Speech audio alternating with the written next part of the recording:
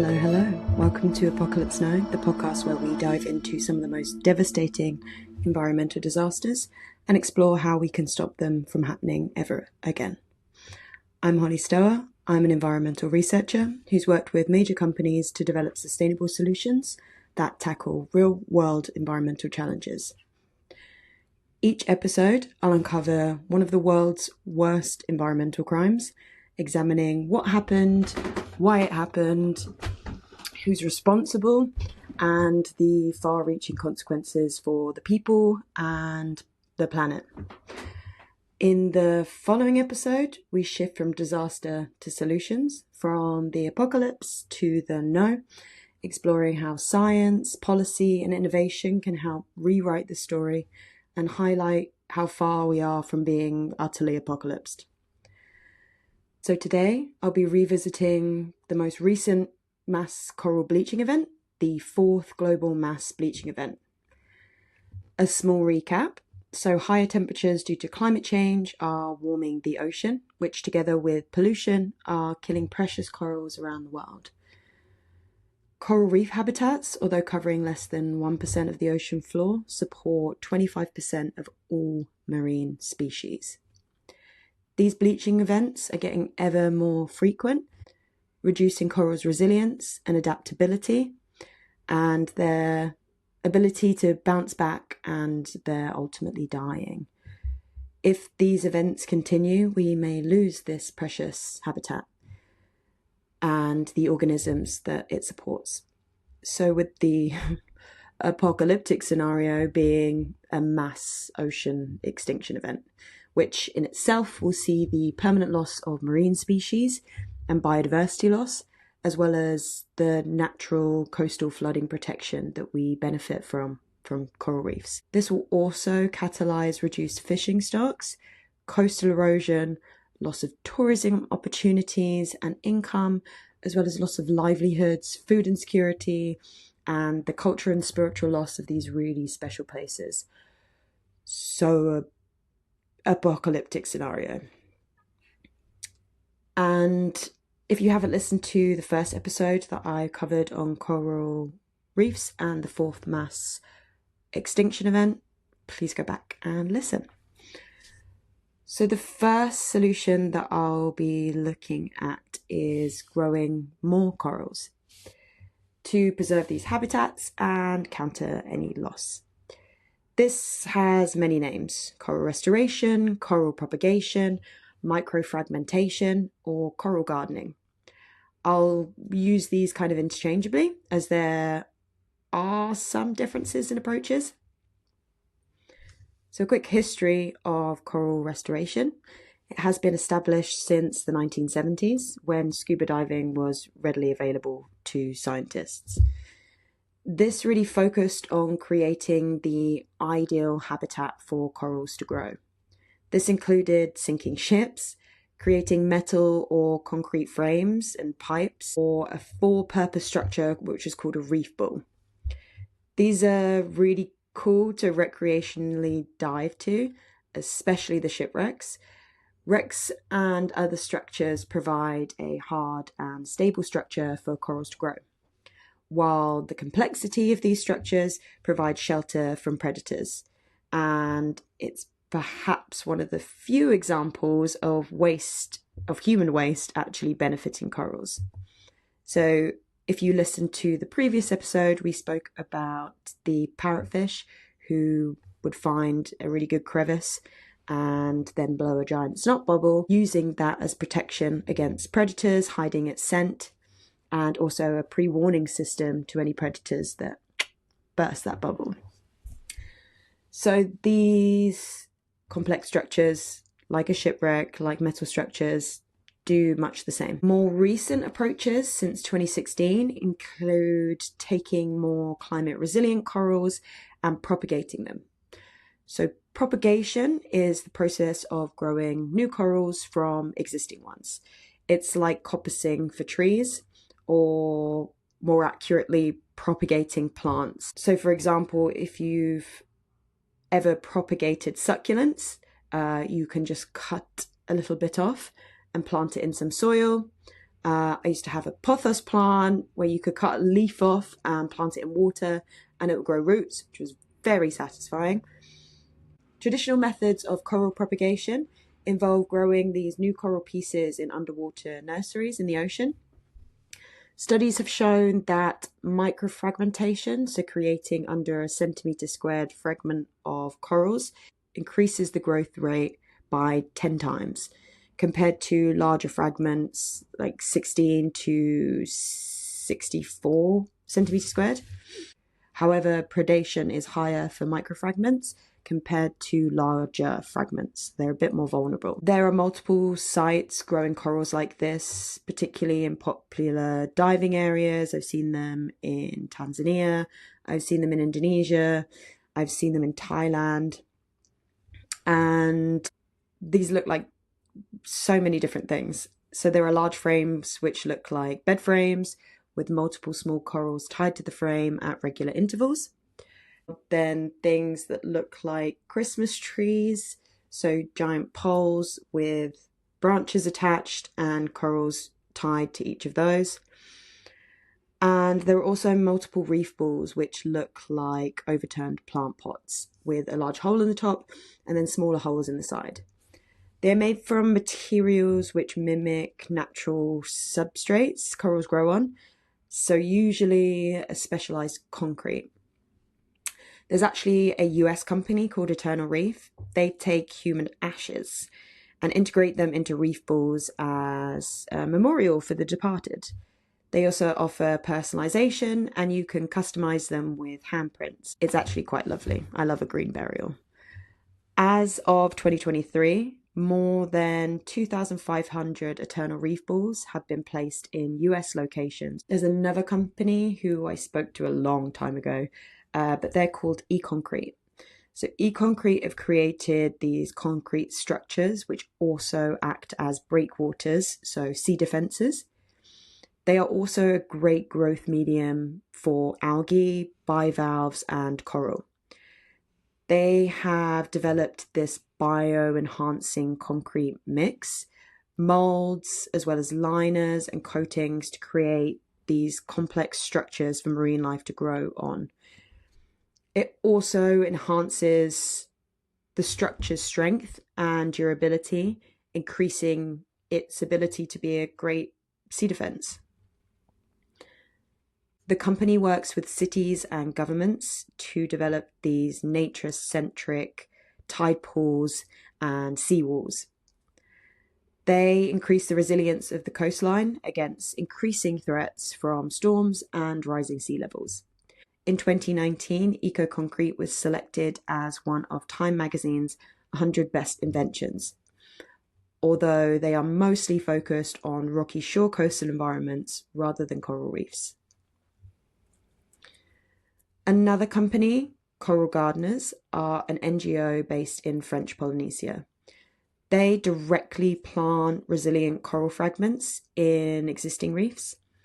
They fund this via donations and coral adoptions. They have a team of scientists and engineers as part of its CG labs that continuously innovate to develop new tools and techniques to improve coral restoration activities, coral knowledge, and monitoring methodologies. For example, they have developed a reef camera that uses AI to detect fish species. This can then generate a 3D map of the reef, enabling monitoring of reef size and health.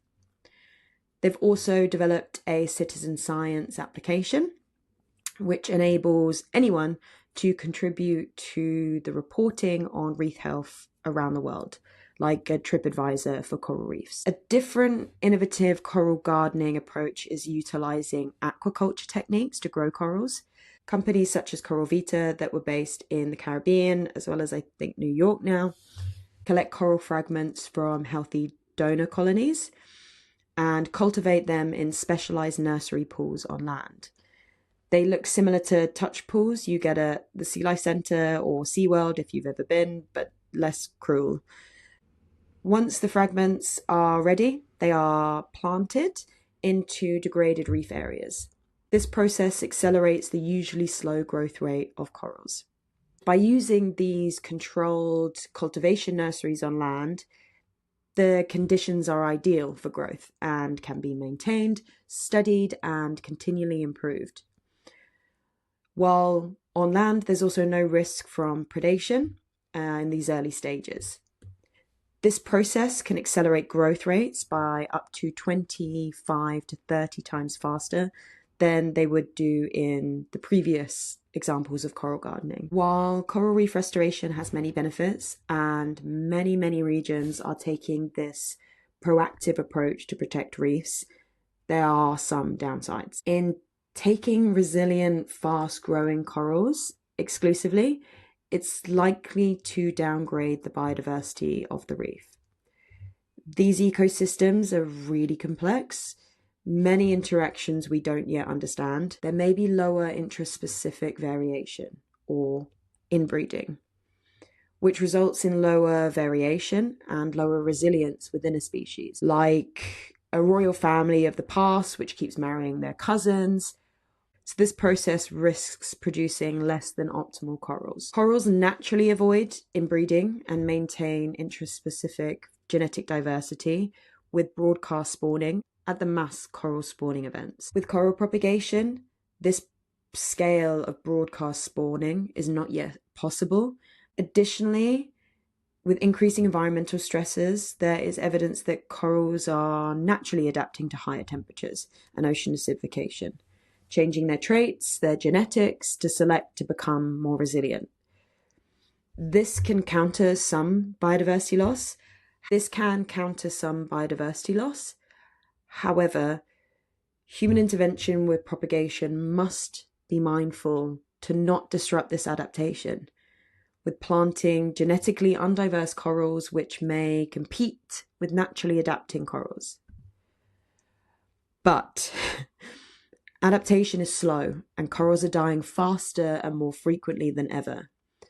So in my opinion, it's better to do something than nothing. Coral gardeners do try to collect fragments from genetically distinct colonies, while the NOAA Coral Reef Restoration Monitoring Guide recommends taking fragments from colonies at least 10 meters apart. When corals are planted, they intermix different genotypes within each site, which has been found to improve survival rates and promotes fertilization. While fragmentation alone is asexual reproduction, some undertake assisted sexual reproduction to sort of fake the mass spawning events. And companies such as Coral Gardeners also undertake genetic screening to optimize for genetic diversity. Often, these corals are planted in locations which haven't previously had corals, reducing the risk of competition and ultimately just providing more habitat for all the creatures to grow and hide and hunt. So what about the economics of these projects? There are many practical challenges to operationalize coral restoration projects. It's expensive, it is labor intensive, and many companies can only really rely on charitable donations and volunteers. This then limits the scalability of reef restoration. It is not yet at a scale to which it can counter the stresses that reefs face. Companies like Coral Vita work with tourism operators and governments to fund restoration. And they've also entered partnerships with major hotel chains as they have a stake in protecting their business. Coral restoration isn't just a funding challenge. It relies on cross-sectoral collaboration, bringing people together that don't often work together. So scientists, communities, investors, entrepreneurs, and this can be risky, with diverging aims, challenging permitting, and this takes time and opportunities can be wasted. After noticing challenges with this collaboration, the Seychelles Conservation and Climate Adaptation Trust partnered with the Global Fund for Coral Reefs, and they created Ocean Resolve, which is a program which aims to de-risk private investment for coral restoration and iron out some of these problems in these projects. They then created a parametric insurance product, which is where instead of insurance paying out after many people have assessed the risks, It pays out instantly when environmental thresholds have been reached, such as higher ocean temperatures or even lower ocean temperatures. Therefore, conservationists have access to funding to prevent loss. So, for example, they can deploy temporary shading or cooling systems. This is one of many innovative financing mechanisms being explored by the Global Fund for Coral Reefs to unlock big private financing for reef restoration, to be able to shift it from being a really philanthropic aim, so funded by charities and individuals, to being a robustly funded industry and being able to have true impact. However, growing and planting corals doesn't address the root cause of the problem. One of the big ones is to tackle climate change.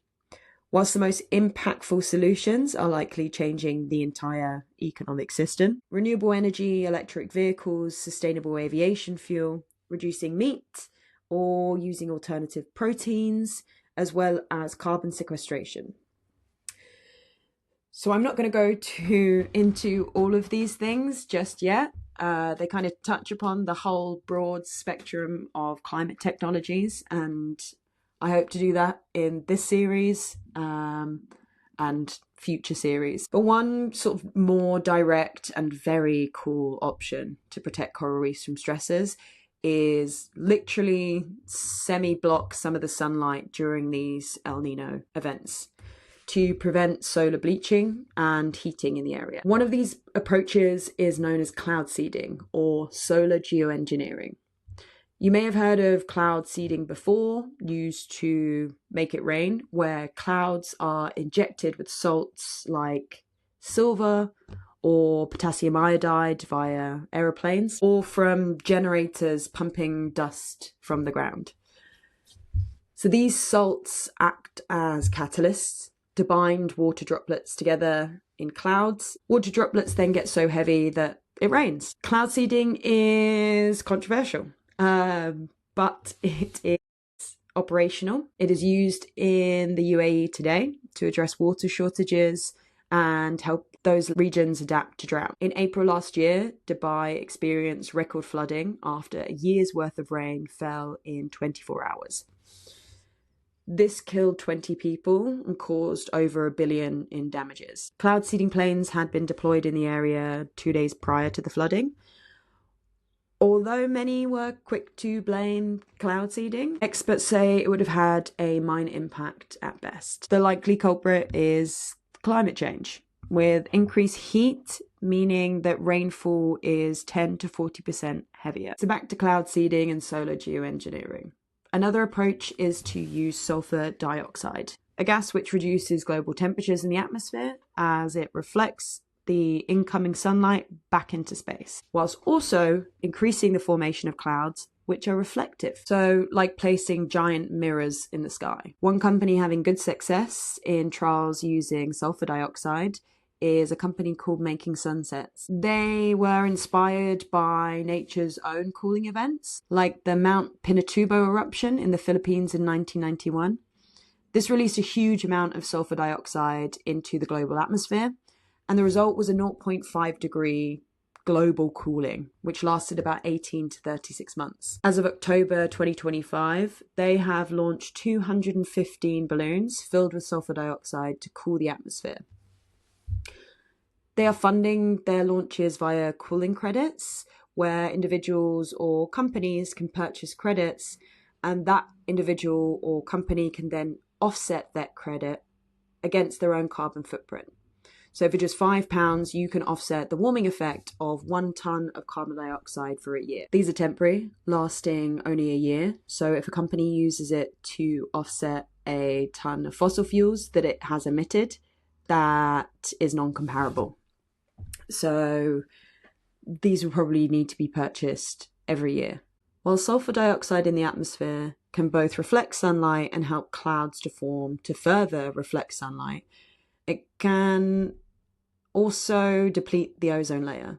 So there is some evidence that sulfur dioxide depletes the ozone layer. One greatest environmental challenge that we have actually solved. There's also evidence it produces acid rain and potentially causes respiratory issues.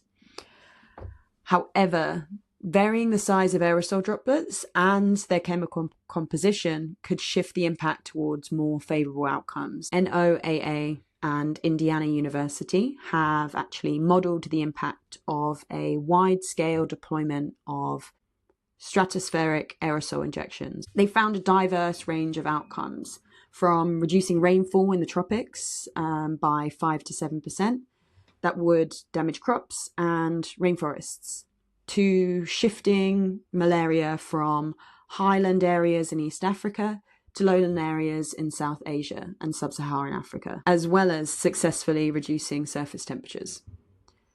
The sheer scale of these negative impacts could result in significant geopolitical unrest, with potential for things like water wars, resource wars, or one company who is carrying out the cloud seeding being very angry at the other who now no longer has water for their crops. So what does this mean for coral reefs? Well, localized intermittent cloud seeding in a critical context may make sense. For example, in 2021, Southern Cross University and the Sydney Institute of Marine Science tried solar engineering to shield the Great Barrier Reef from a bleaching event. After several iterations, they've now moved beyond proof of concept and are continuing to monitor the response of the clouds. If reef communities have access to this technology, it can deploy it as and when needed to reduce the stress on reefs. In practice, this may cause some tensions with increased cloud cover, especially in high tourism areas. Everyone wants a sunny holiday, but that is better than losing the reef altogether. So that's everything for coral reef restoration. I will post some pictures of some great examples. They're really beautiful technologies. What you can do, you can adopt a coral. Check out some of these companies like Coral Vita or Coral Gardeners, even making sunsets if you want to offset some of your own carbon footprint. Or perhaps you can take a holiday where you go and restore corals. There's some really great companies out there. In the next episode, I will be looking at one of the most dramatic disasters that I have looked at, the Deepwater Horizon oil rig explosion and the resulting oil spill, where 8,000 barrels of oil were released into the ocean per day. But I'd love to hear your thoughts on this episode, whether it's feedback, questions you'd like answered, or any personal experience you have with any of these technologies or coral bleaching events, for example. So you can reach out on Instagram at Apocalypse Nope, or by leaving a comment wherever you're listening. I'll leave some links in the show notes with all my sources, and I'm releasing episodes every Wednesday for this first series. So don't forget to subscribe, share, leave a review. It helps other people find this show and join the conversation. I'm Holly Stower. This is Apocalypse No. And remember, stopping the apocalypse starts with understanding where it begins.